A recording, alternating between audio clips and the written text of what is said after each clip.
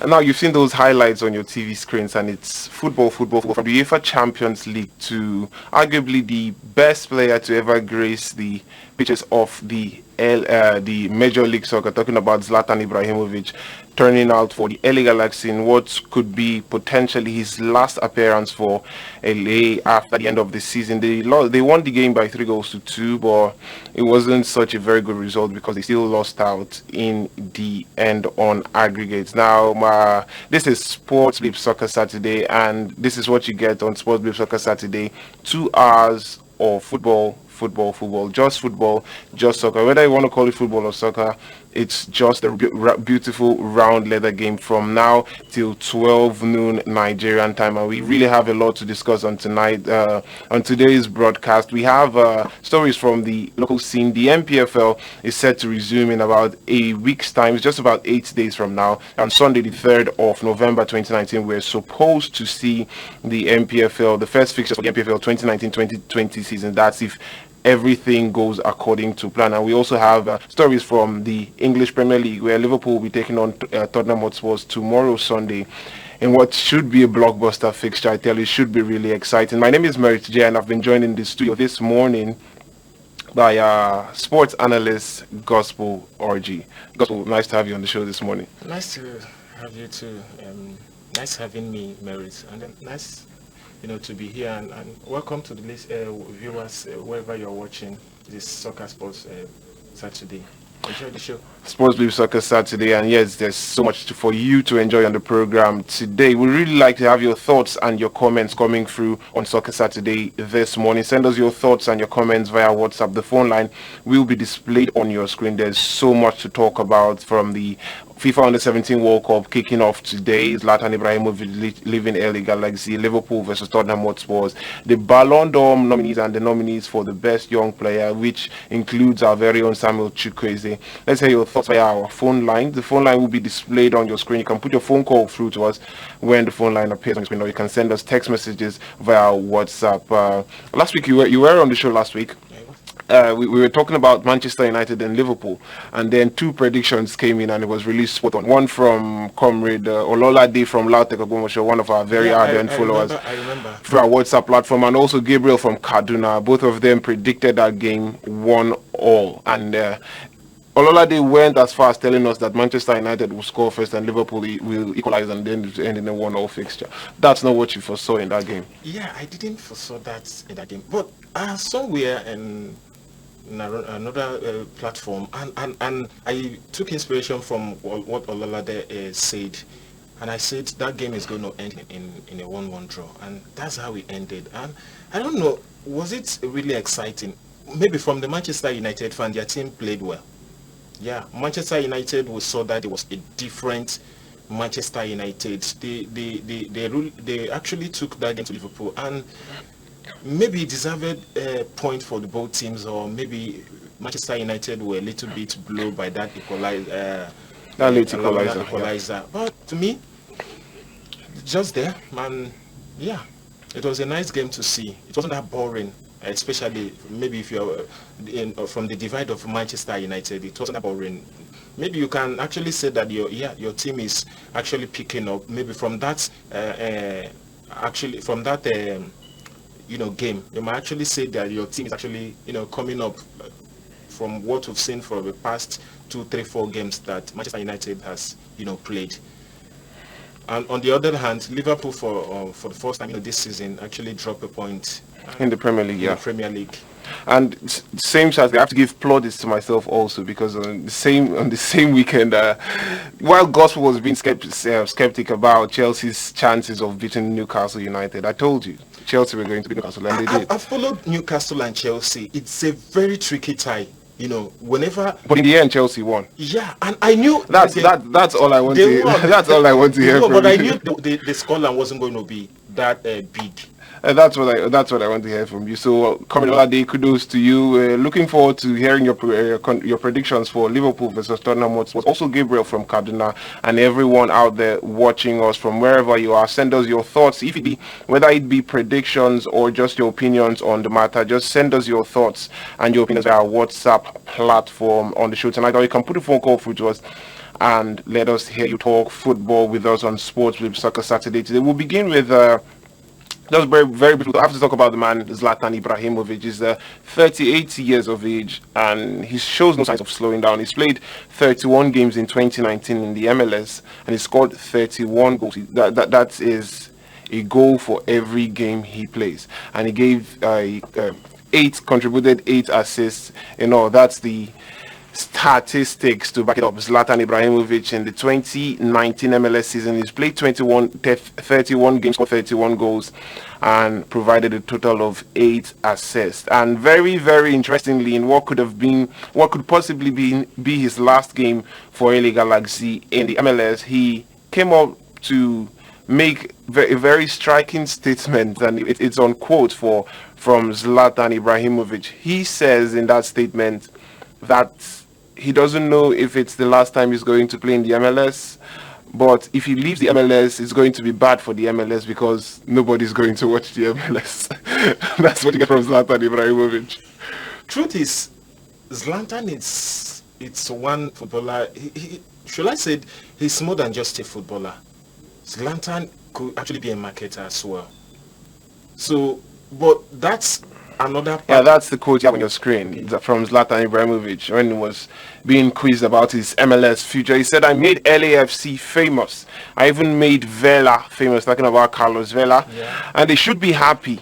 Imagine if I'm not here anymore.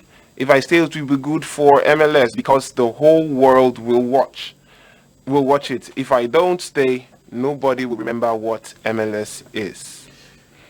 Very bold, and very arrogant statement from Zlatan Ibrahimovic, and that's not far from what we know him for. Arrogant, and funny enough, that's what Zlatan is all about.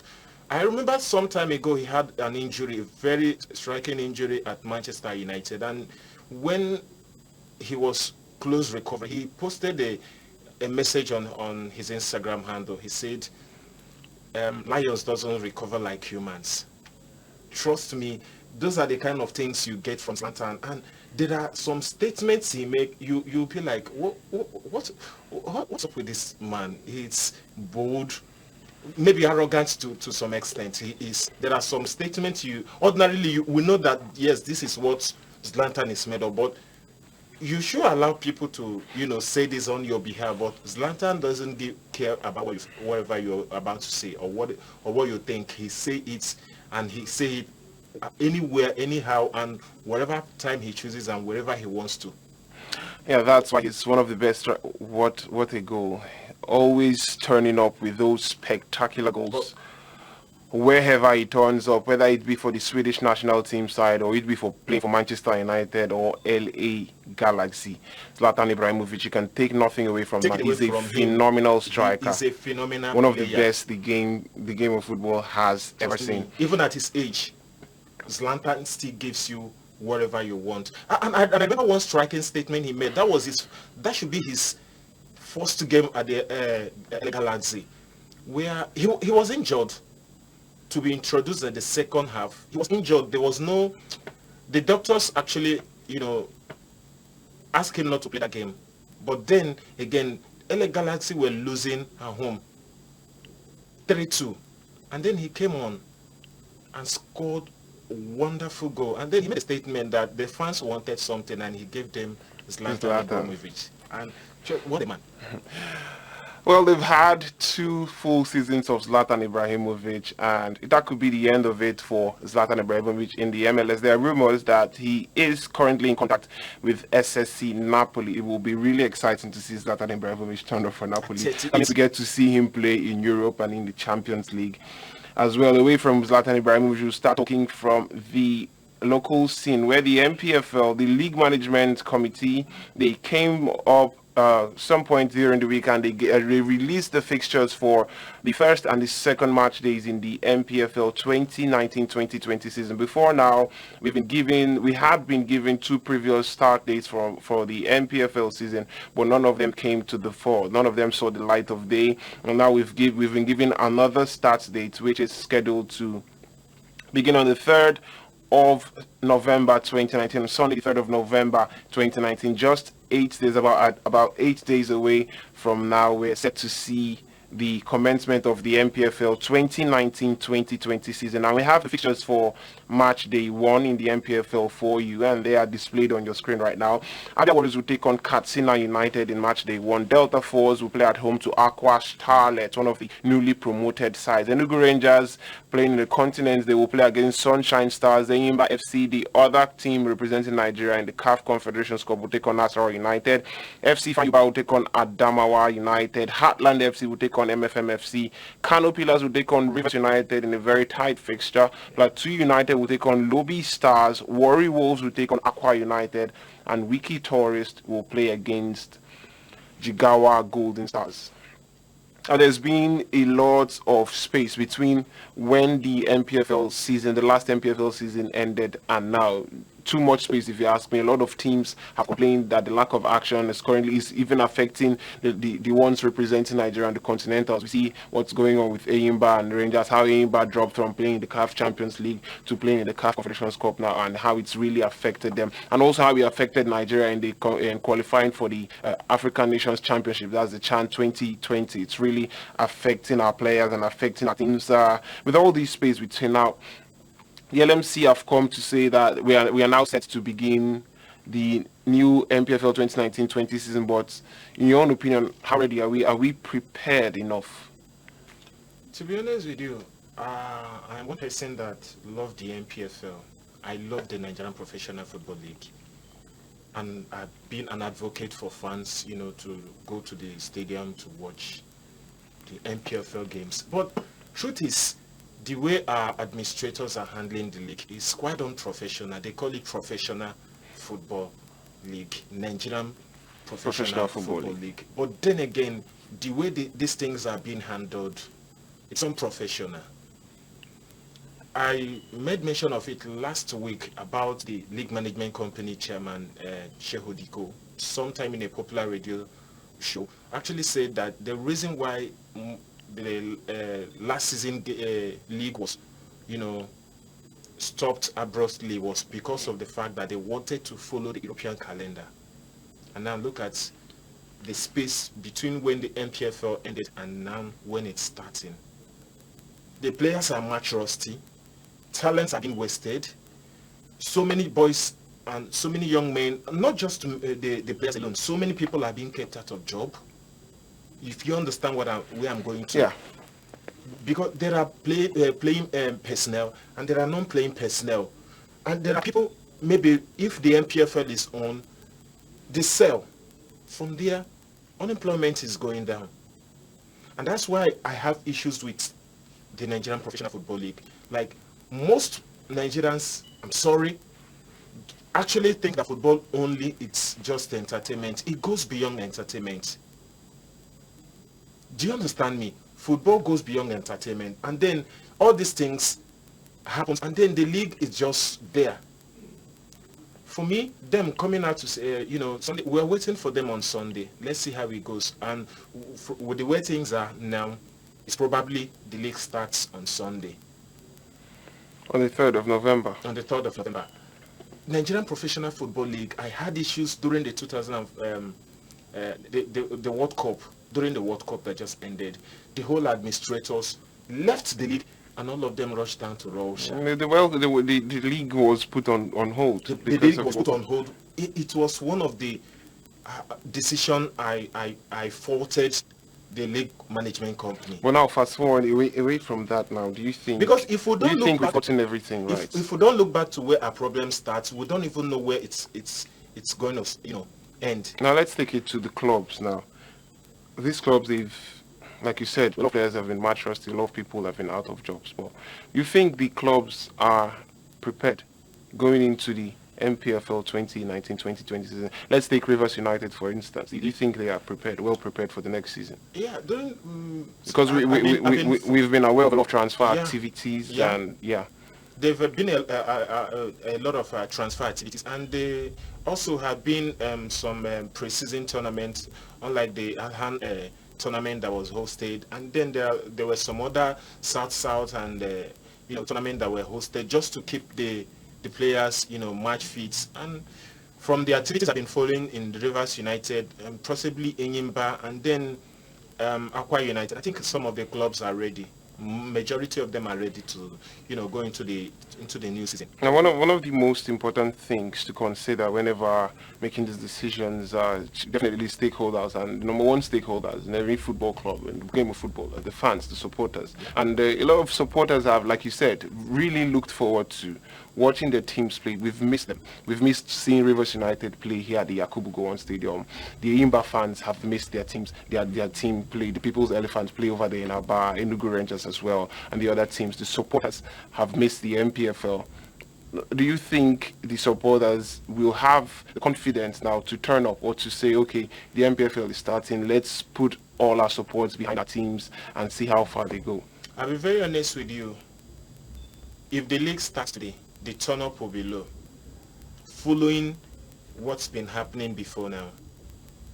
Would I say, okay, let's take Port Harcourt fans, Port Harcourt football lovers.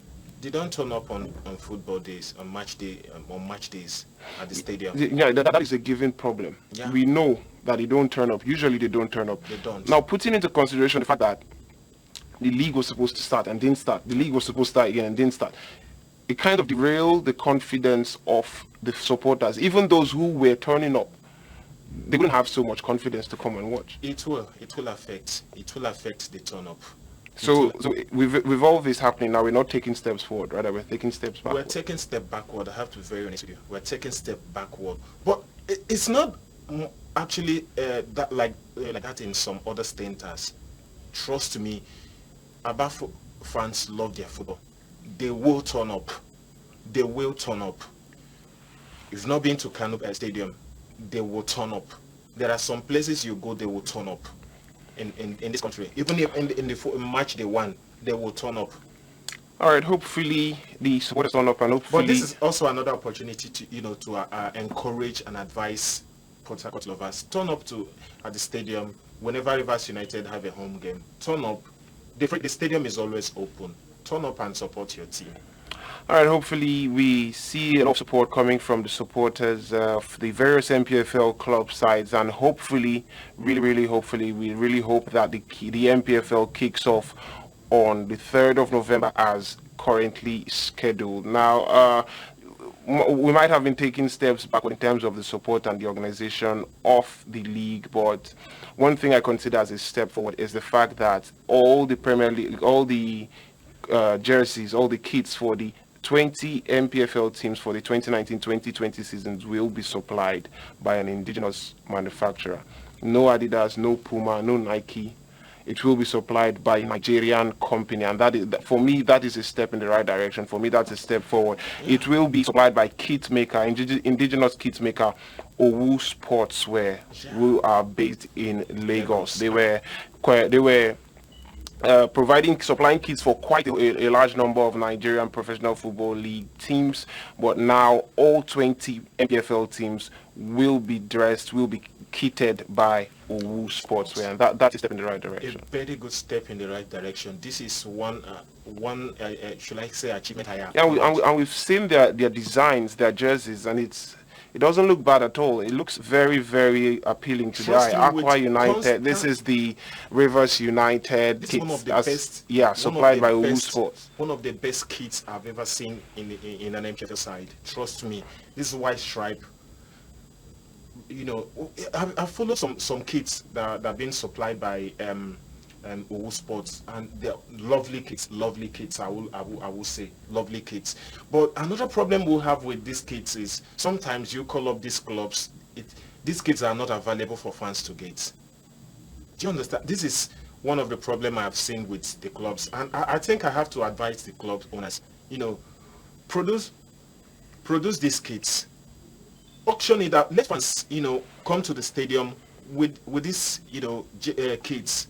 It's better to see Abia Warriors fans wear Abia Warriors jersey instead of wearing a Liverpool jersey to watch Abia Warriors play. Most times you go into the stadium, you're embarrassed, but unfortunately you won't blame most of these fans. These kids are not there for them to get. I know several times I've placed an order for my team, my KFL team that I support. It was difficult to get. Up to date, they will tell you the kits are not available. That is a very big problem we have. Hopefully we'll get more replica jerseys for the supporters, because I'm really looking forward to at least getting that Rivers United stripe. It looks Enyimba jersey beautiful would to be the eye. beautiful. Hopefully we'll get enough replica jerseys for the supporters, and it will be really nice to see these supporters turn up, celebrating their club, supporting their clubs in their own stripes and not in the stripes of some foreign club far away in England. Now, away from the NPFL, now we'll talk something still concerning Nigerian football, and it's the FIFA Under 17 World Cup. It's not just Nigeria now; it's a global event. It's taking place in Brazil, Brazil 2019. There you have it on your TV screens. The FIFA Under 17 World Cup. It's a competition that's really been fair, really favored Nigerian teams. The Golden Eaglets, as they're popularly called, they're set to kickstart their quest for a record-extending sixth FIFA World Cup title against Hungary in Group B opener today by 9 p.m. Nigeria are currently the highest winners of the competition. We've won it 5 times, a total of 5 times, starting from 1985 in the inaugural competition, and then we won again in 1993, 2007, and did back-to-back wins in 2013 and 2015. And we'll face Hungary, Australia, and Ecuador in Group B of the 2019 FIFA Under 17 World Cup. Now, we've won it 5 times. We're going for a 6th time. Manu Garba won in 2013. Amunike won in 2015. Now, both Manu Garba and Amunike are the coach and assistant coach for these current crop of players in 2019. What are our chances of probably going all the way to the finals and winning it? Going to the finals, I don't know about that. But doing well in the competition, to some extent, I'll give them a chance. Following the records of this particular team, the under 17, we've actually been doing well. But currently, I'm very honest with you, the Nigerian team, it's somehow in disarray. Not just the under 17. Do you understand? The under 17, the under 20, and the rest. We also saw what happened with the Imam Amaka Bakabo and his boys, and how they scandalously lost in Sudan and couldn't, finish it up at home. For the under 17, going into this competition, going to the finals, I don't know about that. But then doing well at the competition, maybe just giving a good account of themselves, fine.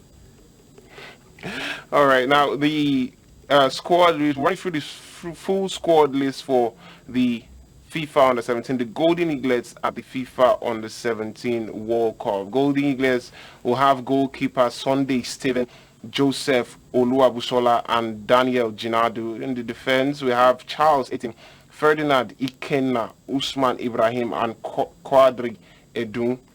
In the midfield area, we have Samson Tijani, Hamzat Ojediran, Peter Agba, Daniel Francis, Monsuru Opeyemi, Ibrahim Said. And in the forward line, we have Oluwatemileyin Adeni, Olakunle Olusegun, Wisdom Ubani, Peter Olawale, Akinkumi Amuo, Ibrahim Jabbar, Abba Bichi, and Divine Wachuku. And let's take a look at the groupings for the FIFA Under 17 World Cup taking place in Brazil. We have the groupings from Group A, Group B, Group C, Group D, Group A, and Group F, and we'll also display on screen some of the fixtures to expect today. Group A, we have Angola, Brazil, Canada, and New Zealand. In Group B, where we have Nigeria, we have Australia, Ecuador, and Hungary as well.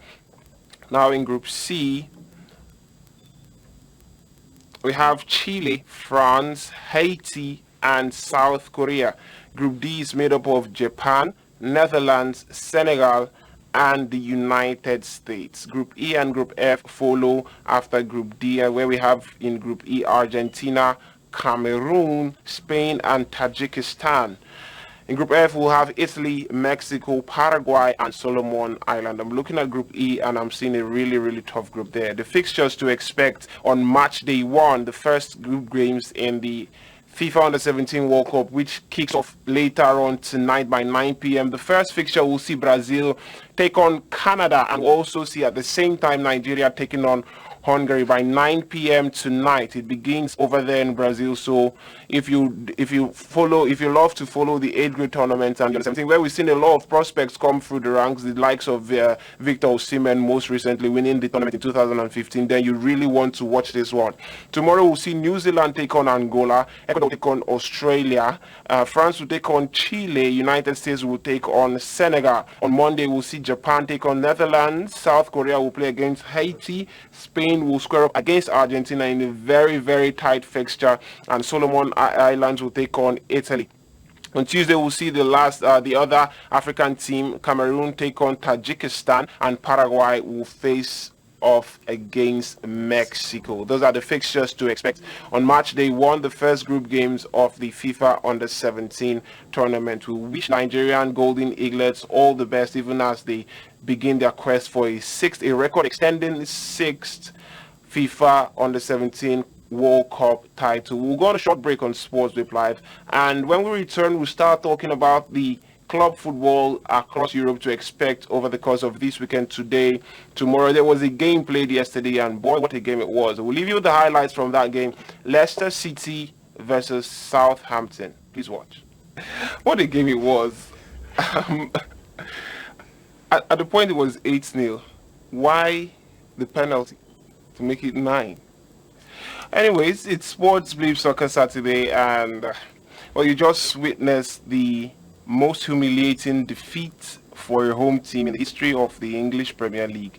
9-0. It ended in favor of Leicester City at the St. Mary's, which is the home of Southampton Football Club in England, and that game saw it matched a lot of records and it broke a record of his own. So Leicester City are officially in the record books as far as the English Premier League is concerned. It was the first game of match day 10 in the English Premier League 2019-2020 season, and what a way to kickstart the season. We've already seen 8 goals scored in a single game in this year's English Premier League when Manchester City took vengeance upon Watford. 8-0 ended at the Etihad Stadium, but that was Manchester City playing at home in front of their home fans. But this time around, it was Leicester City on the road, traveling away from home to humiliate Southampton in front of their home fans. 9-0. These are the kind of results that when they happen, you start hearing rumors and then people get sacked. Hopefully that's not the case for Ralph Hasenhuttl, which is the manager of Southampton Football Club. Now let's tell you this, that Leicester City, by the reason of that result, they've matched the Premier League record for the highest win margin, the highest win score line set for the biggest, and also set the record for the biggest away win in the history of the Premier League. The last time any team won by 9-0 was in 1995, and it was Manchester United. The glory days. Manchester United defeating Ipswich by 9-0, but that game was at the Old Trafford. That means Leicester City are the highest scoring away team. They have the highest scoring result away from home, and very, very striking statistic. It could be a coincidence or whatever you want to call it. The last time when it happened in 1995, the goalkeeper for Manchester United have been in the team that has scored 9 goals without conceding any goal. And those two goalkeepers are from the same family. Peter Schmeichel and his son Kasper Schmeichel. He runs in the family, if you ask me. Yeah. I was just watching the statistics, keeps running up yesterday. I was like, wow, that record has to be a father and his son. Fortunately, the father is a very big fan of the son. Of course. You saw during the last World Cup, he was there for his son. For me, yesterday game was one of those games as a football fan you do not want to see. As early as the 12th minute, Ryan Bertrand, former Chelsea defender, and Bertrand was sent off, was given his marching orders in the 12th minute. At that point, it was just 1-0. And immediately after that, 4 more goals in the first period, 5-0 at half-time, 9-0 full-time. Can you basically even argue that Ryan Bertrand is currently the best player at Southampton? No argument over that. Yeah, he is. He's a Champions League medalist. But even at that, I've seen a team a man down, and then they still went ahead to win their game. But for Leicester City, it was a bad night. It was a bad day. Leicester City or Southampton? For Southampton, sorry, it was a bad night. It was a bad day. A day most of the players in there, cannot be proud of to remember. They don't want to remember last night. For Leicester City players, they were merry men. Leicester City players, Jamie Vardy getting a hat-trick in that game. Ayoze Perez, the signing from Newcastle, also getting a hat-trick to his name, and the other goals were supplied by James Maddison, Yuri Tillemans, and Ben Chilwell. Another stat, coming out from that game, Ayoze Perez and Vardy, getting the hat-trick. That record was actually set. That was in 2014 by a national team. In 2014 by a national team, and no team has been able to do that except for last night. Two players On the same team in the same game, the same night, getting hat tricks to the name. Well, it was. We've really run out of superlatives for Leicester City and Brendan Rodgers. Because of that result, they currently sit second on the Premier League table. Can you believe that? Leicester City second on the Premier League table. And last time we saw Leicester City so high the Premier League table, they went on to win the Premier League. We really need to keep an eye out for this Leicester City this time around. I really wish, I'm not, I really wish it doesn't happen. Because if it happens, 2015, come on, it could happen. 2015, why that happened was that if you follow 2015 Premier League season, the big boys, all of them didn't come to the party. How many big boys are coming to the party this year? Just Man City and Liverpool, not a big boy coming to the party. No, some big boys are still coming to the Arsenal. Arsenal? Yeah, they are. All right. And Chelsea, you might not see them coming. Are Chelsea still big boys? All right, now let's not have that argument. The phone line will now be displayed on your screen. If you have words to tell us about that 9-0 drubbing of Southampton, we'd like to hear it from you. The phone line will be displayed on the screen right now so that you can start sending us your text messages via WhatsApp, and you can also start putting your phone calls through to us on the program this morning. It's Sports Bleep Soccer Saturday, and we talk just football on the show. Now we'll run you through the fixtures to expect from the English Premier League over the course of this weekend. Today and tomorrow, we are expecting a very big blockbuster fixture. This wasn't the biggest game we were supposed to be expecting, Leicester City versus Southampton, but so far so good. It's been a marvel to the eyes of football lovers all over the world, and we're still expecting more interest and more entertainment from the Premier League over the course of this weekend. We'll give you the fixtures to expect over the course of this weekend in the English Premier League. Already you've seen that on your screen. Leicester City 9, Southampton 0 happened last night, started by 8 p.m. and it was a very long 1 hour and 30 minutes for Southampton supporters, the players and the manager. But earlier today, the early kickoff for today, we'll see Manchester City play against Aston Villa at the Etihad Stadium, 12:30 that game, and a total of 3 games will be played by 3 p.m. tonight. That's Nigerian time. If you're watching from Nigeria, Watford will play at Vicarage Road to Bournemouth. Brighton will take on Everton, and West Ham at the Olympic Stadium will take on Sheffield United by 5:30 today, which will be the final fixture for the Premier League today. Burnley will take on Chelsea FC, and tomorrow we'll see Newcastle United play at home to Wolverhampton Wanderers. Arsenal at the Emirates will host Crystal Palace. Norwich City at Carrow Road will be hosting Manchester United, and the big one for tomorrow by 5:30, Liverpool versus Tottenham Hotspurs. It doesn't get bigger than this when it comes to the Premier League. 2 sides that know how to score goals for fun. One side currently enjoying the run of their life since I can remember. That's talking about Liverpool. And Tottenham Hotspurs having a very topsy-turvy season, winning some, losing some, and losing in an embarrassing manner against Brighton last in the Premier League and against Bayern Munich in the UEFA Champions League. So we'll talk about that one in just a few moments from now, but let's take a peek of the other fixtures to talk about, and let's quickly take a look at the Premier League table as it stands going into match day 10 of the Premier League 2019-20 season.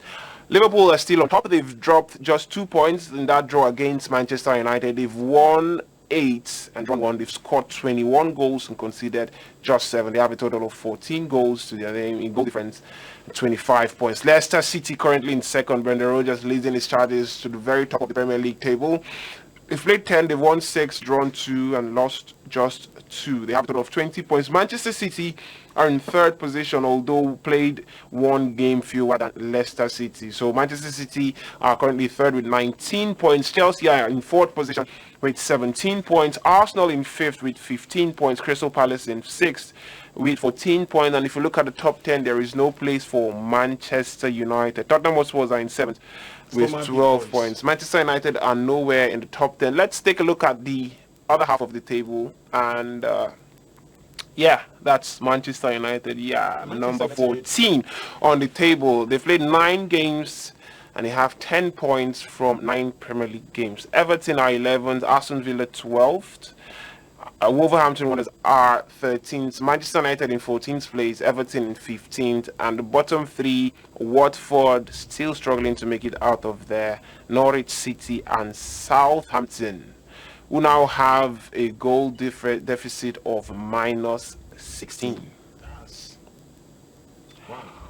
Wonderful, wonderful stuff. They conceded Manchester United. They conceded as much goals as they have scored all season just yesterday. They scored 9 goals all through the season. They conceded 9 goals yesterday. Now let's talk about some of the fixtures to expect.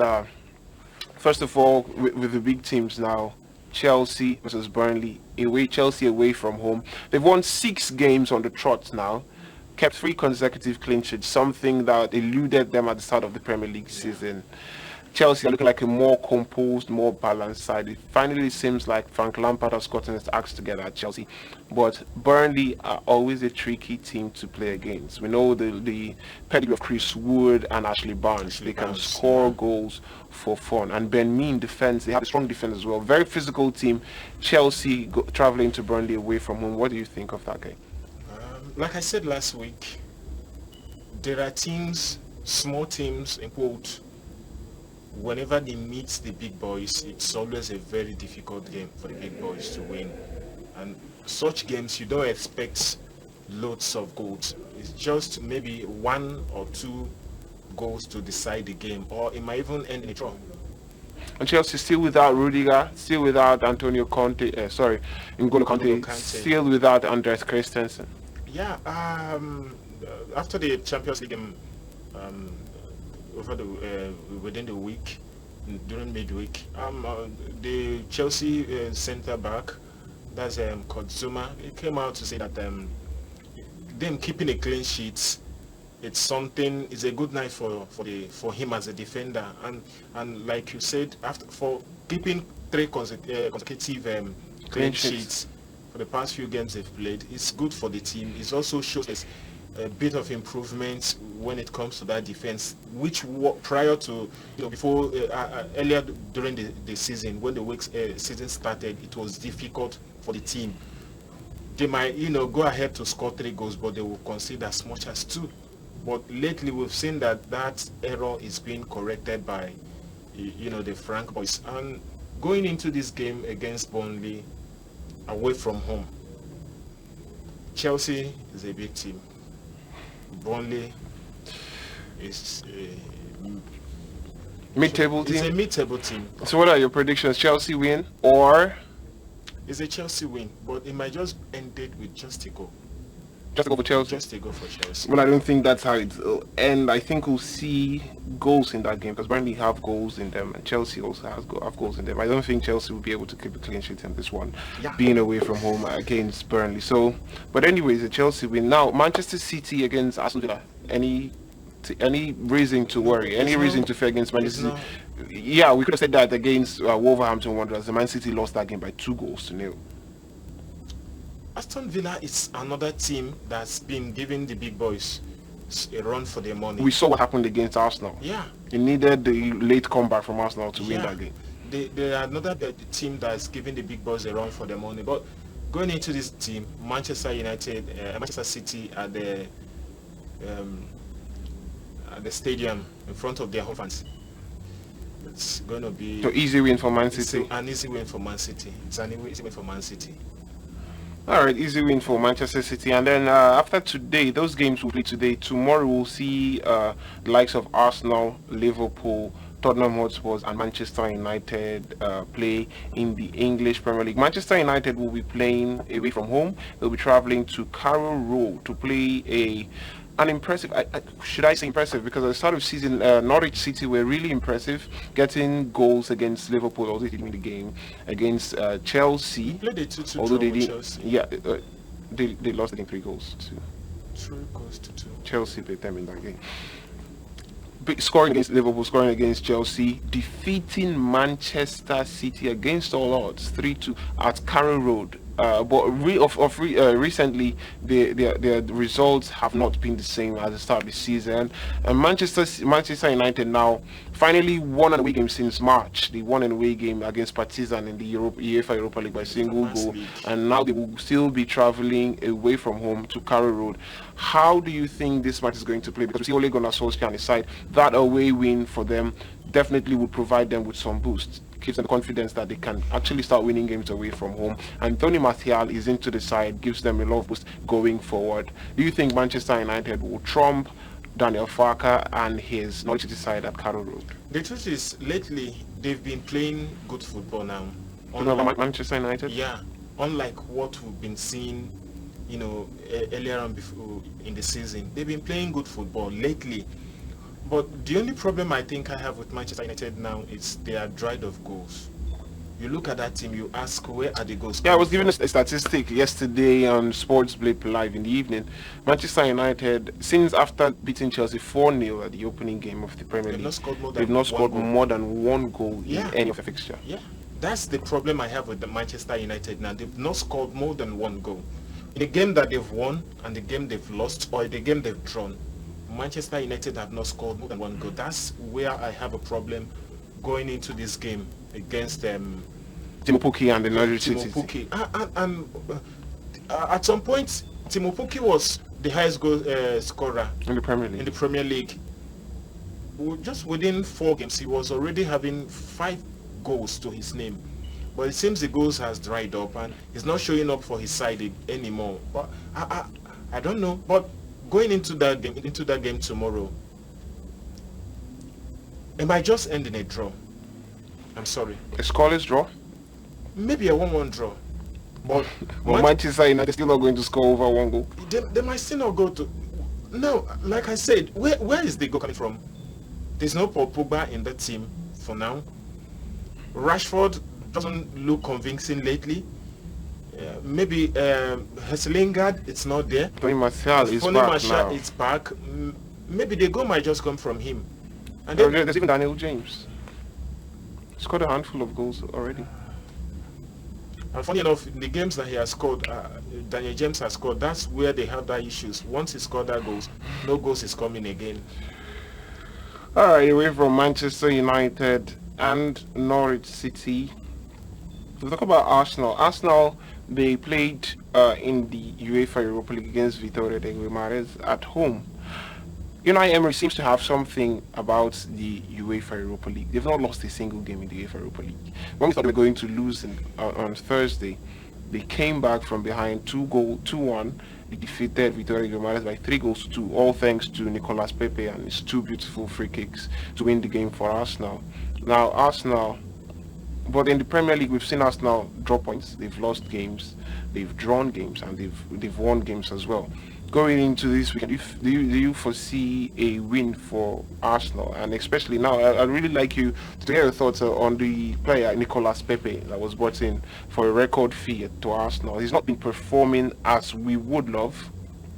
He's had just 3 goals to his name. 2 goals coming on Thursday, and that means before then he scored only just 1 goal. And that goal came from a penalty. Yeah. The only goal he scored, he came up on a penalty before scoring those 2 free kicks. The problem I think currently now with Arsenal,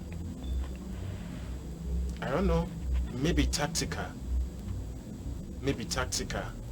problems. That's where Unai Emery is getting it wrong. I see no reason why you have a player like Mesut Ozil and then you keep him on the bench. I see no reason why. Take it or leave it, Ozil is a good player. He doesn't need to prove it anymore.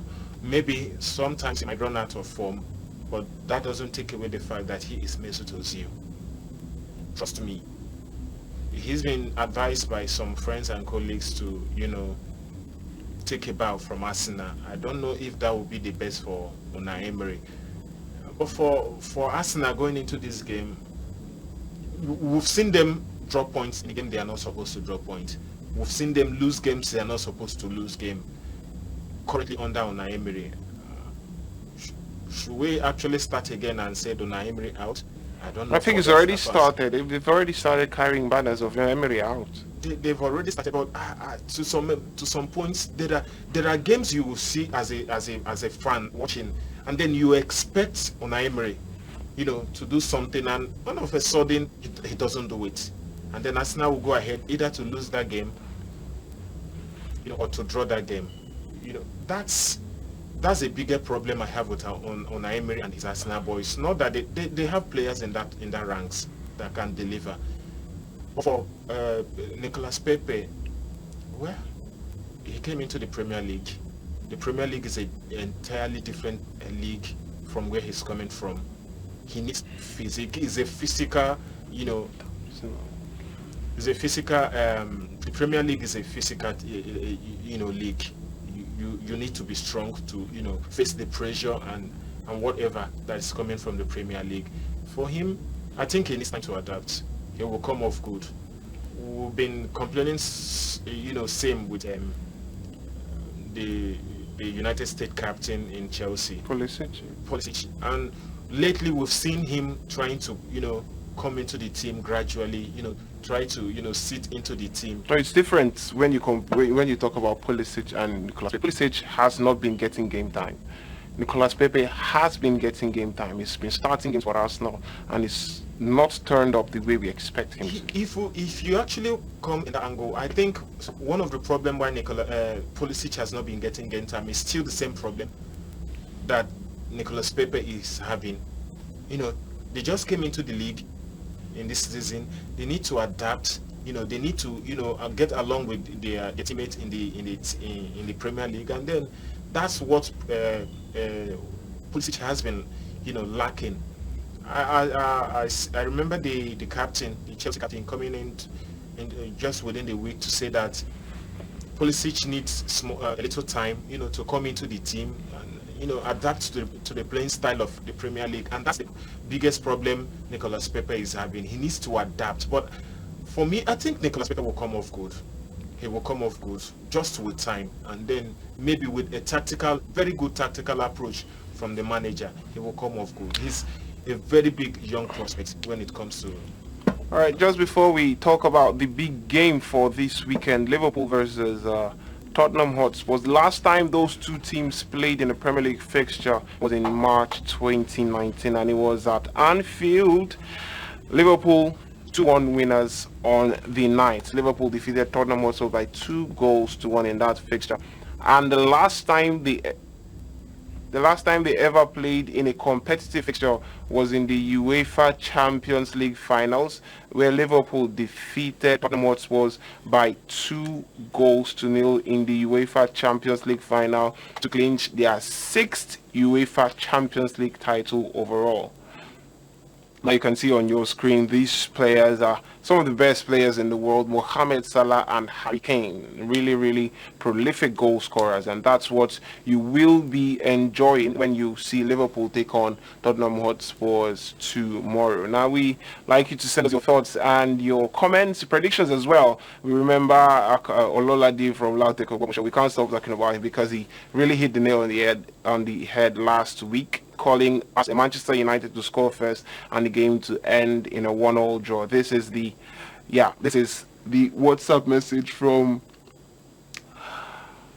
Ololade from Lautech Ogbomoso. He said, many people have ruled out Manchester United concerning tomorrow's match against Liverpool, but I want us to realize that tomorrow's match would be like a friendly match between Brazil and Nigeria. And then he went on to say, the message is not displaying completely on the screen, but he went on to say that the score will be 1-1, and then he said Manchester United will score first. So we've taken note of these messages coming from Ololade from Lautech, and we're expecting predictions for this weekend fixtures, whether it be Manchester United versus the Wolverhampton Wanderers, whether versus Norwich City, whether it be Liverpool versus Tottenham Hotspur. Let's get your thoughts and your predictions for these games. Well, we'll leave you now with some of the highlights from the Premier League fixture in March, where Liverpool defeated Tottenham Hotspur by 2-1 at Anfield. And then we'll return to talk about this big fixture, the other fixtures in Europe, and the nominations for the various categories of awards. Please keep watching Sports Flip Soccer Saturday. A very, very, very exciting young talent. You just saw skills mesmerizing displays from Samuel Chukwueze. And there's another Samuel in Nigeria who has quick feet and very nifty on the ball as well. Samuel Kalu. I don't know if there's something about that name Samuel right now. Because Samuel Kalu also does likewise for Girondins de Bordeaux in France. But we will tell you why we displayed that video on your screen in a few moments from now. Just keep watching Sports with Soccer Saturday. We have reasons for everything we do here. And Samuel Chukwueze has been playing really well for Nigeria and also for his club side Villarreal over there in Spain. And he has been recognized and he's been shortlisted for an award. All right, now let's quickly go through the big game. Our big game preview we have for this weekend: Liverpool versus Tottenham Hotspurs, and we'll give you some of the statistics before we start the discussion proper. Now, in the last 10 games involving Liverpool and Tottenham Hotspurs, that's talking about 10 Premier League games. In the last 10 Premier League games, Liverpool have the upper hand. They've won 5. They've lost just one. Tottenham Hotspurs have won just 1, and they've drawn a total of 4 games between them. That's in the last 10 Premier League games. And the last, if you narrow it down to 5 Premier League games, the last 5 Premier League games, Liverpool have won 3 of the last 5. Tottenham Hotspurs have won once, and they've drawn once out of the last 5 Premier League games. And now let's put it in perspective, because Liverpool play at home at Anfield. The last 5 Premier League games at Anfield have ended in favor of Liverpool. Liverpool have won 3 times at Anfield in the last 5 Premier League games. Tottenham Hotspurs have not won at Anfield in the last 5 Premier League games. They've drawn twice. Liverpool have scored a total of 10 goals at Anfield, and that's the last 5 Premier League games at Anfield. And Tottenham Hotspurs have scored a total of 6 goals in the last 5 meetings at Anfield. That, if those statistics are anything to go by, that means we'll see a lot of goals in tomorrow's fixture. Liverpool scoring and Tottenham Hotspur scoring as well. Just during the week, Tottenham Hotspur came back to winning ways, dispatching their opponents by 5 goals to nil, 5 unreplied goals. And now Liverpool are currently on an 18-game unbeaten run in the Premier League, spanning from last season, towards the end of last season, even up to this point in time. They are yet to lose a game in the Premier League for 18 games running. And if you think that is an impressive statistics, well, wait for the next one. Liverpool have lost just once in the last 48 Premier League games. 48 games, and Liverpool have lost just once. That loss came against Manchester City, where they lost 2-1 in January 2019. And then if you take a look at Anfield, Liverpool at Anfield, that they've turned into a really huge fortress for themselves. They are currently unbeaten in 44 Premier League games at Anfield. In the last 44 Premier League games at Anfield, no Premier League team have been able to defeat Liverpool at Anfield. They've won a total of 34 games at Anfield in the last 44 and drawn 10 games. The last loss came in April 2017 against Sam Allardyce and his Crystal Palace team. They lost 2-1. April 2017. That's the last time Liverpool lost a game at Anfield in the Premier League. Since then, they've gone on a 44-game unbeaten run. My, what a record! What a record that is. That should be some sort of intimidating. It's really intimidating for Tottenham Hotspur now, going away from home, going to Anfield. We know what happened at Anfield last year. We saw Liverpool come back from unlikely position, losing first leg of the Champions League, 3 goals at Camp Nou, coming back at Anfield and defeating FC Barcelona by 4-0. Liverpool have made Anfield the fortress and a really intimidating ground to play. I think Anfield is the most intimidating stadium in the English Premier League. It is. The noise, the fans, everything in that stadium will give you goosebumps, both as a player and as a fan. It's quite intimidating, when it's Anfield.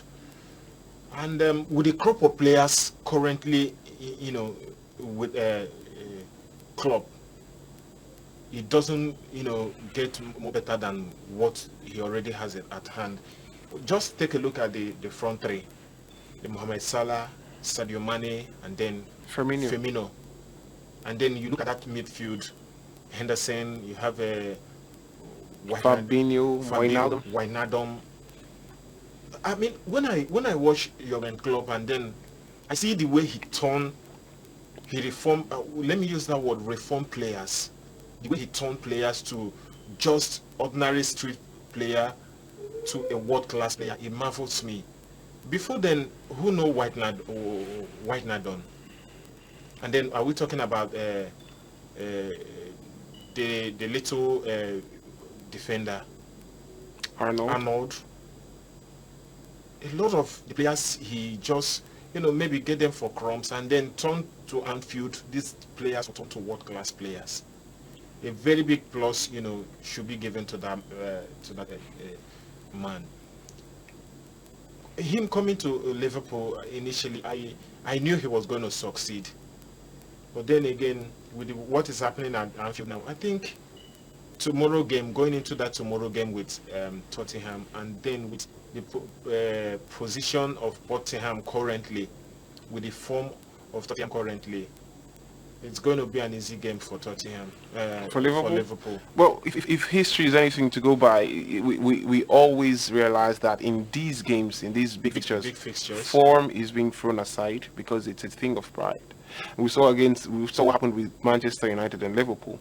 If we were going to judge by form, Liverpool were going to have an easy win against Manchester United. But it was a late equalizer from Adelanna rescuing a point for Liverpool in that game. If we were going to judge form with big team, okay, let's say if we're going to throw away form when it comes to big team encounter, then we shouldn't have thrown away the pride and all the rest when it comes to Tottenham and Bayern Munich, because both teams are big teams. But they did not just fall, they capitulated in their own stadium. And this one, they are going to Anfield. You should know the history when it comes to the Anfield, and then the what's it called? The statistics you already read out about Liverpool and their form in I hope. And then Tottenham did not just fall against Bayern Munich; they fought against Brighton and Hove Albion. So the last game they drew, and it even has to come from that should be the last game. Lamela.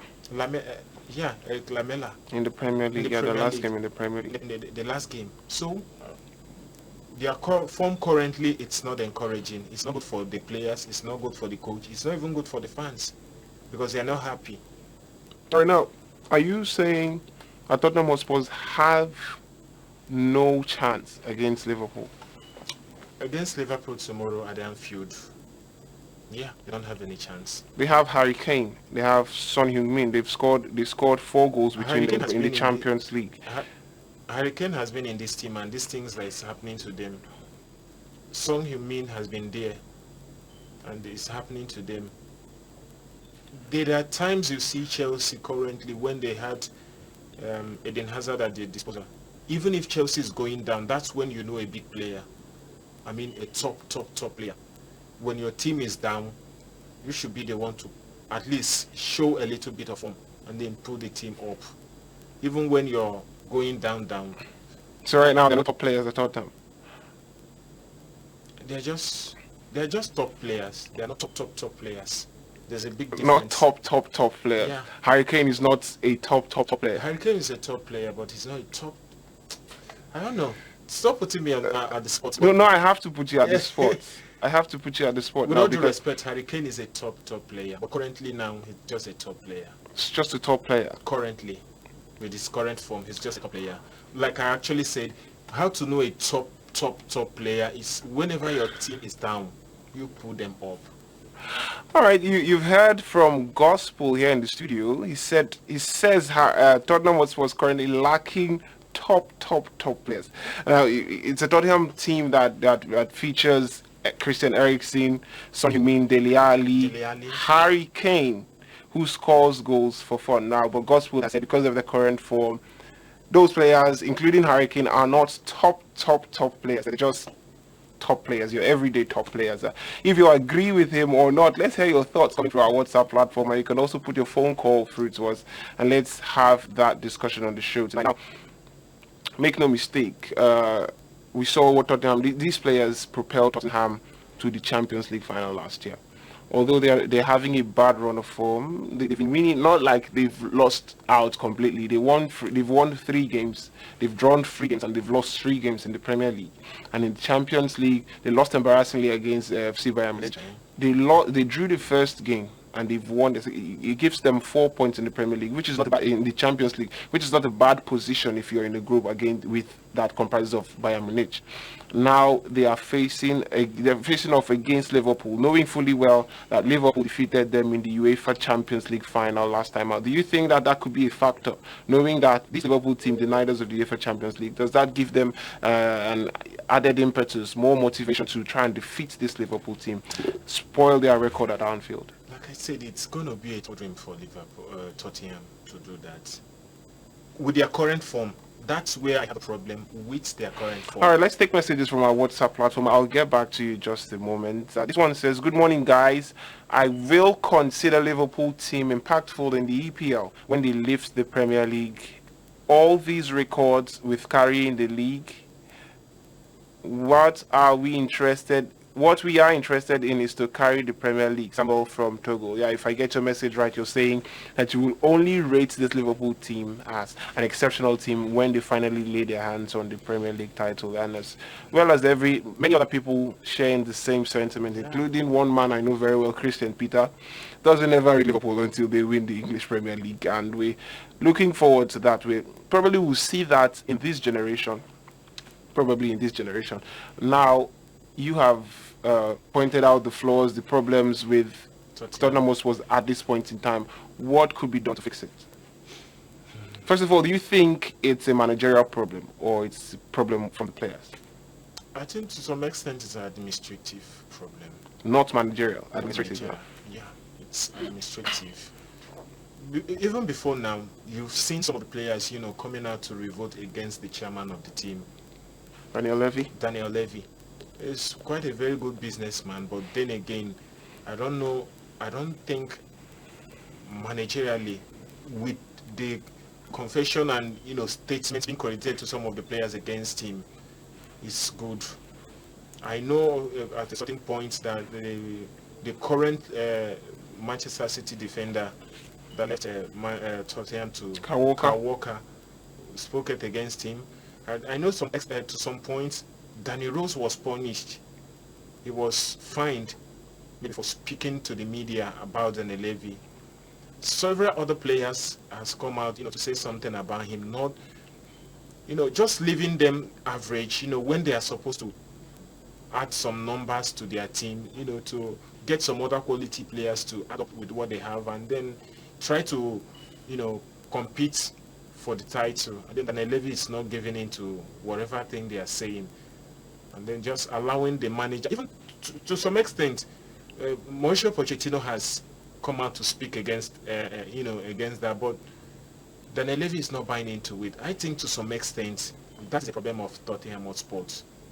The issue is with the hierarchy now. With the hierarchy. So now, what if it lies with the hierarchy now? Is there anything that could be done to fix it? Or are we going to see this kind of Tottenham Hotspur keep dropping points, keep having a bad run of form till the end of the season? A situation where you have Jamie Vardy, you have Harry Kane. Sorry, Harry Kane. You have Harry Kane. You have Son. You have Eriksen, Ali, and Dele Alli, and then you have a Chelsea that have Tammy Abraham. They are not contented. They want to get a Lewandowski, for instance. They want to get a James Rodriguez. They want to add a Gareth Bale to their team. And then you see a Manchester City bringing out a whooping £75 million to get a defender. Try to bring out another maybe 80 to buy a defender or a midfielder, and then you are just there, maybe just go to Southampton and get a one player and then add up. It doesn't solve your problem for the future. But Maybe. that's what they've been doing over the past years, and it's been working for them. And then It took them to the Champions League final last year. and then that's why you cannot be a big team for when it comes to the issue, when it concerns the English Premier League. You can't be a big team. There will always be a Manchester City, a Liverpool, a Chelsea, You're going to keep mentioning Chelsea. a Manchester United, and then an Arsenal. You can't be a big team. If you manage to qualify for the Champions League, maybe the other big teams didn't come to the party that season. But then you can't be a big team when your mates are getting, currently with the crazy transfer market now, your mates are splashing, the money to get big teams, big players to add up to their rank, and then you are just there managing your average. You are not a big team. All right, a lot of problems going on with Tottenham Hotspur, and one of the problems they are really concerned about is the continued absence of their first choice goalkeeper, the team captain Hugo Lloris. Is out with a fractured elbow, sustained that injury a couple of weeks back, and that should be he's been replaced by Paulo Gazzaniga in goal for Tottenham Hotspur. For Liverpool, they will be without Joel Matip, the centre half pairing of Virgil van Dijk. They will be without Joel Matip and Xherdan Shaqiri. Those are the only two players missing for Liverpool, and just one absentee for Tottenham Hotspur, who is Hugo Lloris. Now, away from the Premier League and the Liverpool. Now, I haven't gotten your predictions. Liverpool, Tottenham Hotspur. 3-1. In favour of Liverpool. 3-1 in favour of Liverpool, and that is a scoreline that I feel could happen. But we saw Tottenham Hotspur play out a 2-2 draw against Manchester City, so make no mistakes about that. They could turn up with their A game and give us something to really enjoy from the Premier League when they square off against Liverpool, 5:30 p.m. on Sunday here in Nigerian time. Now let's take a look at the other fixtures to expect from other leagues in Europe. We have the La Liga on show. We have the Italian Serie A, the German Bundesliga, and the French Ligue 1 as well. The La Liga we were supposed to be thrilled and be treated to the first El Clasico of the season, but due to security concerns, El Clasico, that game will not hold. It has been postponed to a further date. Sad one there. I really wanted to see this game at this point in time, where it appears that Real Madrid struggling for form, Barcelona also struggling at the moment. They're not at their maximum best. Both teams are struggling. Really would love to see it, but it's not going to happen anytime soon. It's been postponed to a later date. But we'll run you through the other fixtures to expect from the Spanish La Liga. Yes, last night Villarreal defeated Alaves by 4-1. Samuel Chukwueze is starring in the match as well, as he always does for Villarreal whenever he puts on the yellow shirt of the Yellow Submarines. Today we'll see Leganes take on RCD Mallorca. We'll see Valladolid take on Eibar. Atletico Madrid will take on Athletic Bilbao. Celta Vigo will be the first game for tomorrow. They'll play against Real Sociedad. Granada, who have the opportunity to top the table if they win, Real Betis will be playing tomorrow by 2 p.m. Levante will take on Espanyol, and Sevilla will take on Getafe. The final fixture for tomorrow in the Spanish La Liga will see Osasuna take on Valencia. Now let's take a look at the table in Spain, the La Liga table as it stands. The top half of the La Liga table, Barcelona currently in first place. They've won 6, they've drawn 1, and they've lost 2 games, and they have a total of 19 points. Real Madrid following closely in second place with a total of 18 points. Villarreal, although playing 1 game better than Granada and Real Sociedad, Atletico Madrid, they are in third place with 17 points.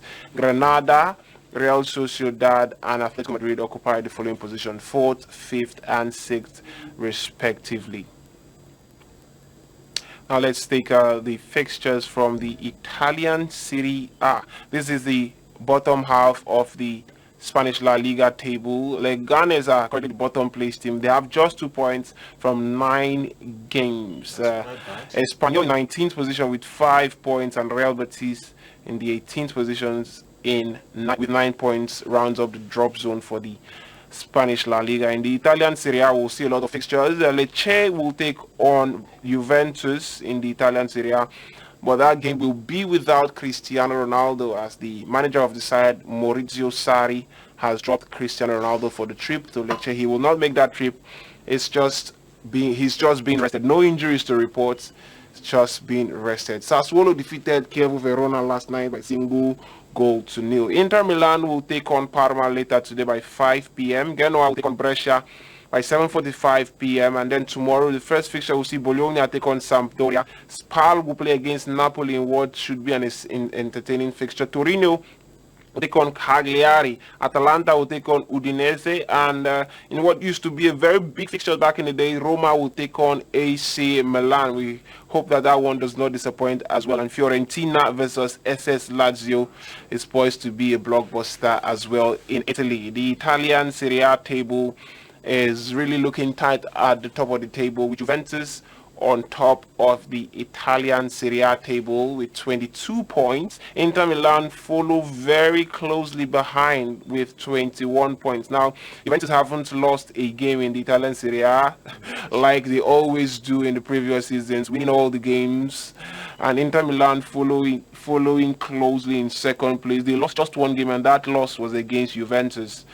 And Inter Milan have 21 points. The third place, we have Atalanta with 17 points. Napoli are in fourth with 16 points. Cagliari, fifth position with 14 points. Roma are in sixth position with 13 points. If you look at the other half of the table, that is where you find AC Milan languishing in 12th position with just 10 points from 8 games. Not so good for the Milan Giants. And Sampdoria, Genoa, and Spal make up the bottom 3 teams. Sampdoria with 4 points, Genoa with 5 points, and Spal with 6 points. Away from the Italian Serie A now, we have German Bundesliga fixtures for you on display on your screen. Mainz 05 defeated FC Cologne yesterday by 3 goals to 1 convincingly from Mainz 05. Today we'll see Paderborn take on Fortuna Düsseldorf. We'll also see Hertha Berlin take on Hoffenheim. Schalke 04 will take on Borussia Dortmund in what is a local derby, and it promises to be a really, really thrilling fixture. We can be sure of seeing goals in that fixture. And then later today we'll see Bayern Munich take on Union Berlin. SC Freiburg will take on RB Leipzig, and Bayer Leverkusen will take on Werder Bremen. Tomorrow we'll see Wolfsburg take on Augsburg, and Borussia Mönchengladbach will take on Eintracht Frankfurt. Now let's take a look at the Bundesliga table. Surprisingly, Borussia Mönchengladbach are on top of the table, although they are tied on points with VfL Wolfsburg, who are in second position. They both have 16 points from the first 8 fixtures. Bayern Munich are in third position, tied on points with Borussia Dortmund in fourth position on 15 points. Also the same number of points with RB Leipzig in fifth position. And SC Freiburg and Schalke 04 and Eintracht Frankfurt all share 14 points, which means the points difference from number 1 to number 8 to number 9, in fact, is just 2 points. Just 2 points. This is the most competitive I've seen the German Bundesliga table being since I can remember. I've never seen the German Bundesliga so competitive at any point in the season. Just 2 points separating the teams at the top of the first half of the table and the team at the bottom of the first half of the table. That's first and ninth position, just 2 points between them.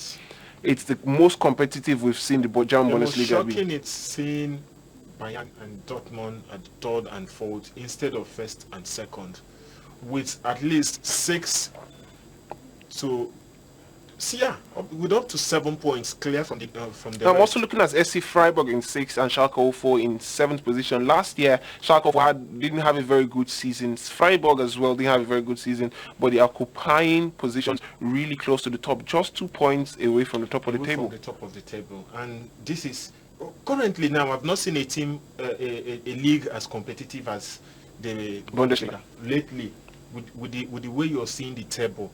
And sometimes you even imagine you're trying to see, okay, this game against maybe Schalke, it's a win for Bayern. Unfortunately, you might show. Yeah, we've seen Bayern Munich dropping points in games we expected them to win. They will drop the points. Only team yet to lose a game in the German Bundesliga are Wolfsburg.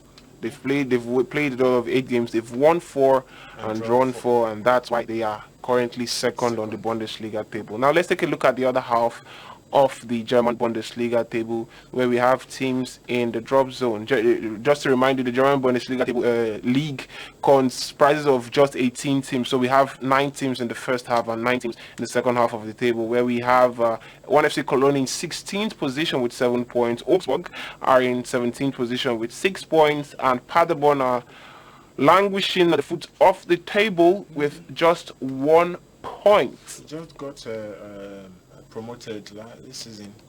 Away from that, we'll look at the French Ligue 1, where PSG are currently on top of the table. We'll run you through the fixtures to expect in the French Ligue 1 over the course of the weekend. Last night, we saw Monaco defeating Nantes by 1-0. It's rare to see Monaco win away from home these days. But quite long. But it's a pleasing result for Leonardo Jardim, Cesc Fabregas, and the other AS Monaco players as well. Today we'll see Lille with Victor Osimhen play against Bordeaux, who also features the Nigerian Samuel Kalu, 2 very important players for their side. We'll see who comes up at the end of the day. Montpellier will take on Angers, Brest will take on Dijon, Lyon will take on Metz, Stade Reims will take on Nimes, Strasbourg will take on OGC Nice, Rennes will take on Toulouse, and then that will be the first fixture for tomorrow. And Saint Etienne will take on Amiens tomorrow, and PSG versus Marseille will take place by 9 p.m. tomorrow, and that should be a cracker, but it could as well be a walk in the park for PSG. Not necessarily lately. Yeah, PSG might actually go ahead to win the game, but it's always a very tough fixture. And that's where you see rains of goals too. All right, now let's take a look at the French Ligue 1 table. Even though we know that PSG are currently on top of the French Ligue 1 table, we'll take a look at the French Ligue 1 table there before we start talking about the other topic of tonight, which is the individual awards. Let's take a look at the French Ligue 1 table. PSG are currently in first place with 24 points. Now, Nantes, second place with 19 points, 5 points adrift of PSG. PSG already opening a 5 points lead at the top of the table. This is what we see every season in the French Ligue 1.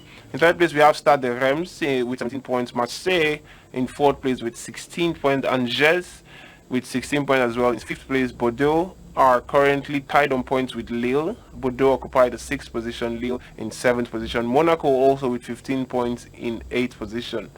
Wow, it's pleasing to see Monaco in the top half of the table. They're usually languishing in the bottom half of the table. Monaco does normally second. Almost one. Yeah, ever since that mass exodus of players from the team, it's not been very well for them. That is the bottom half of the Ligue 1 table. I'm quite surprised with Lyon. And Lyon seems to have replaced Monaco in terms of form. Lyon are currently 17th on the log with 10 points, just 1 point away from being the bottom team in the league. Yeah, Lyon have 10 points from 10 games. Nimes have 10 points from 10 games as well. Nimes are in the 18th position. 19th, we have Dijon with 9 points from 10 games. And Strasbourg at the bottom of the table with 9 points from 10 games. It means that if Dijon, Strasbourg, and Nimes get positive results, probably get wins, and Lyon fails to win, we'll see Lyon at the bottom of the Ligue 1 table, so close to being relegated. Just a point.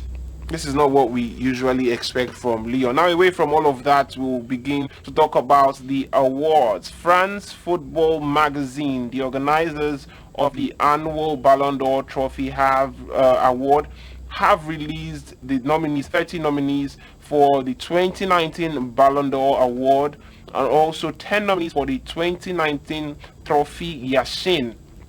Now that is a new one, the Trophy Yashin is a new one, and also 10 nominees for the 2019 Copa Trophy. Now Lionel Messi, Cristiano Ronaldo, and Virgil van Dijk leads the way for the 30 nominees for the 2019 Ballon d'Or as they contest the crown for the best player in the world as recognized by France Football Magazine. As many as 6 Liverpool players are included in the list, while PSG star Neymar has been completely omitted from the 30-man shortlist. Also shocking is the omission of current Ballon d'Or winner Luka Modric. He fails to make the squad this time around, and it's the first time it is in history that it is happening that the current holder of the Ballon d'Or is not in the in the nomination, the 30 nominations for the next Ballon d'Or winner. Now you have the nominees on your screen. 30 nominees. We have Sadio Mane, Virgil van Dijk, Sergio Aguero, Bernardo Silva, Frankie de Jong, Heung-min Son, Hugo Lloris, Robert Lewandowski, Dusan Tadic, Roberto Firmino, Kylian Mbappe, Lionel Messi, Trent Alexander-Arnold, Riyad Mahrez, Donny van den Beek, Kevin De Bruyne, Pierre-Emerick Aubameyang, Khalidou Koulibaly, Marc-Andre ter Stegen, Antoine Griezmann, Cristiano Ronaldo, Mohamed Salah, Alisson, Eden Hazard, Matthijs de Ligt, Marquinhos, Karim Benzema, Raheem Sterling, Jorginho Wijnaldum, and Joao Felix. Those are the 30 nominees for the 2019 Ballon d'Or. We've seen the 2019 Best Player in Europe award being handed over to Virgil van Dijk. We saw the FIFA Best Player of the Year 2019 handed over to Lionel Messi. Now it is time for Ballon d'Or. Who do you think wins it this time around? Do you think it's probably going to go to Cristiano Ronaldo? Because we've seen Virgil van Dijk win one already. Lionel Messi won one already. Probably this should be going to Cristiano Ronaldo. I think he deserves that award. He deserves it. He deserves it. All right, he deserves it above Virgil van Dijk. Like I actually said, when you talk about Cristiano Ronaldo and Lionel Messi, these guys are way above every other player. They are way above every other player. Virgil van Dijk was fantastic last season, no doubt about it. He was. But then again, Cristiano Ronaldo, Lionel Messi, these guys are up over there. So for the Ballon d'Or award, if it goes to Lionel Messi, it won't be a bad idea. If it goes to Lionel Messi, Cristiano Ronaldo. Now away from the sentiments of Virgil van Dijk winning an award and Lionel Messi winning an award and Ronaldo yet to win an award, away from the sentiments now, who do you think should win the Ballon d'Or 2019? Cristiano Ronaldo. Cristiano Ronaldo. That's my opinion. Cristiano Ronaldo. All right, Gospel here in the studio has given us his opinion. Cristiano Ronaldo has been nominated for the award 16 times. Lionel Messi with 14 nominations. Wow, it almost seems like these two players own every individual award you can think of. There's no individual award, an award that awards individual brilliance that you will not mention Cristiano Ronaldo. I said here times with that number. Once these two guys retire from football, we should just be ready to manage average. I'm sorry.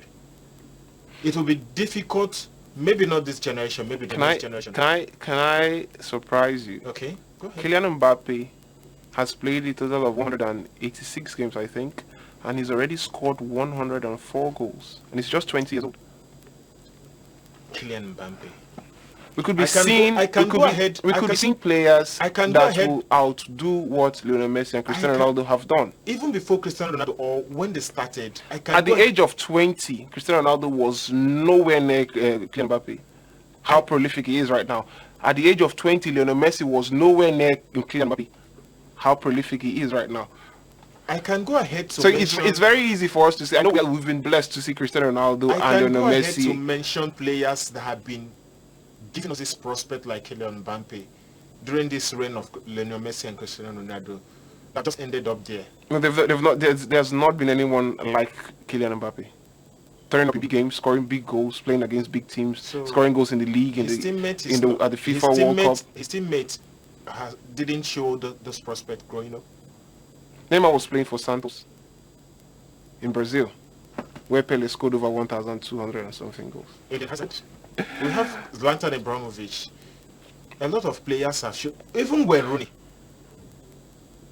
Yeah, there have been a lot of players that you look at this and you see these guys are Ballon d'Or, maybe future winners. But then they just ended like that. I can mention the former Arsenal midfielder, Jack Wilshere. Yeah, now you have the trophy Yashin Now, let's tell you a little bit about the Trophy Yashin. The Trophy Yashin is a new award that will now recognize the best goalkeeper for the calendar. Just as we have the best player, we also have the best goalkeeper for that year. Now, being nominated for the Trophy Yashin does not in any way remove your chances of winning the best player of the year. If you're so good, you can win the Ballon d'Or trophy for the best player of the year and also for the Trophy Yashin. Now, the Trophy Yashin is actually named after historic Russian legendary goalkeeper Lev Yashin, who won the world's best player. Can you imagine a goalkeeper winning the best player in the world? It's not happened in my own time, and I don't think it's going to happen anytime soon. But that's why it's been named after him, Trophy Yashin. Yeah, you have the man on your screen, Lev Yashin, legendary goalkeeper.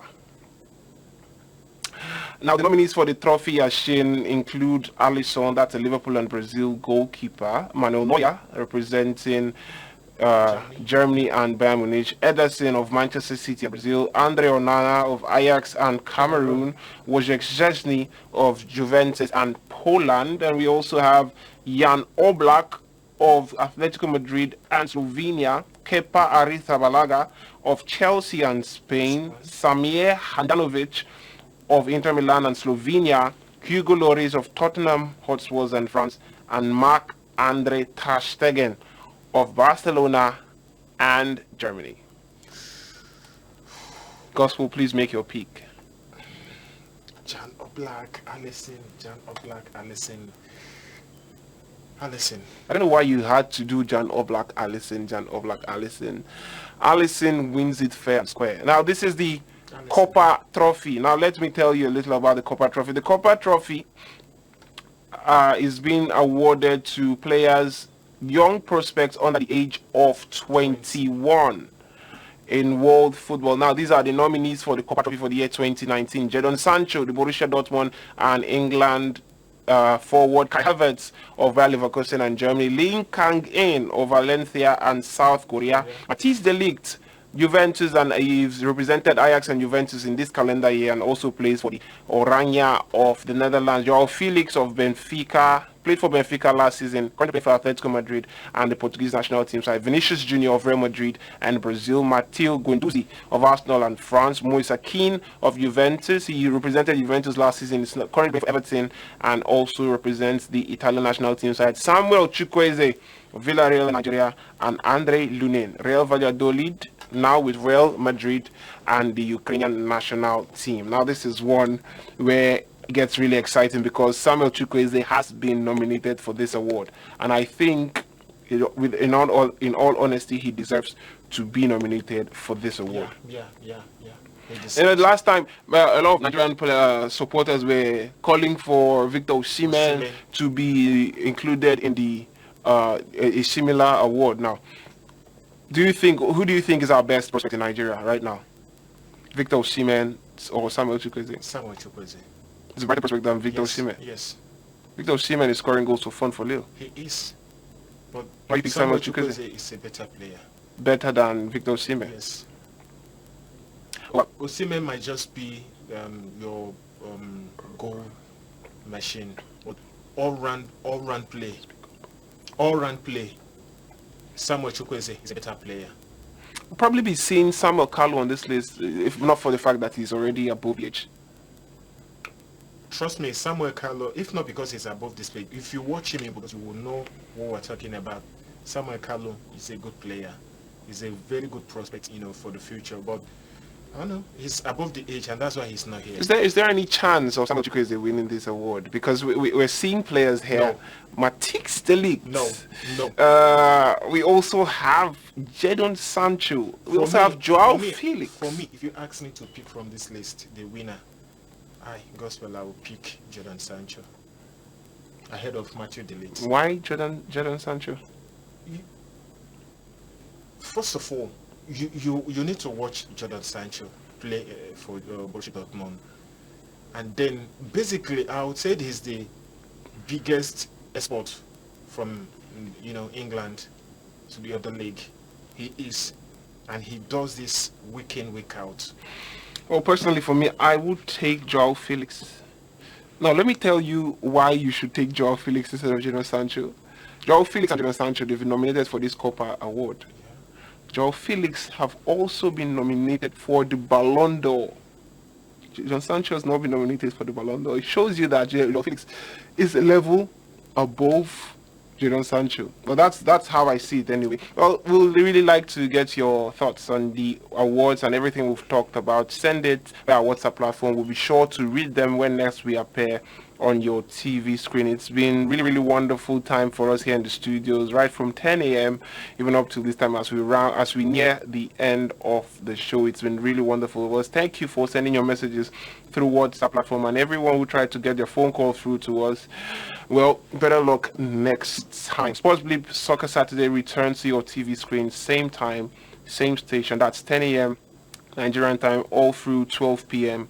12 noon Nigerian time next week, Saturday, in a week's time, and hopefully we'll be talking about the commencement of the MPFL 2019-2020 season and every other major talking points from the world of football. Gospel, it's been a real pleasure having you on set today. Thank you. It was nice being here too. Yeah, even though you weren't so confident about your predictions, but we'll wait to see how they turn out. And the eyes are really on the Liverpool versus Tottenham Hotspur game. We'll tell you all about it, all the action from this weekend, from other sports also. We'll tell you all about it on Monday night when Sports Bleep returns to your TV screens by 8 p.m. Monday night. Do have yourself a lovely weekend. Bye-bye for now.